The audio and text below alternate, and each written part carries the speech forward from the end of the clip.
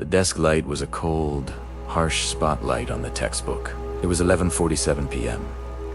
Hours had blurred into a single, frantic, caffeine-fueled panic. This was it, the final frontier before the mammoth exam, and it was all wrong. A mountain of notes sat untouched, half-scribbled theorems mocked him, and the chemical structure for $C_6, H_120_6, dollar looked like alien graffiti. Every sentence in the textbook screamed a profound, complex truth he couldn't grasp. Why bother? A deep, heavy wave of failure rolled over Leo. His hand reached for the corner of the textbook, ready to slam it shut, to surrender to the sweet, numb relief of defeat. He closed his eyes, leaning his forehead onto the cool wood of the desk. He saw flashes, not of perfection, but of the hours he had spent. The 15 minutes reviewing flashcards on the bus. The 2 problems he struggled through right after dinner, 4 nights ago. The chapter summary he typed out while waiting for a friend. They were small, almost insignificant moments, easily forgotten in the shadow of this final, desperate night. Then, a quiet, almost physical shift. He wasn't aiming for a 100%. He wasn't trying to absorb a semester's worth of knowledge in 6 hours. He already knew something.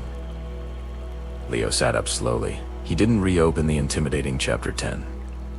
Instead, he pulled out his stack of flashcards. He tested himself on the basic definitions to pillars of the subject. A slow, steady rhythm began. Definition, formula, concept. He knew the general function of the mitochondria. He remembered the key date of the treaty. He could write the first step of the critical equation. $E = I times $R. Without hesitation, the realization hit him like a jolt of pure energy. The goal was to be a genius tomorrow.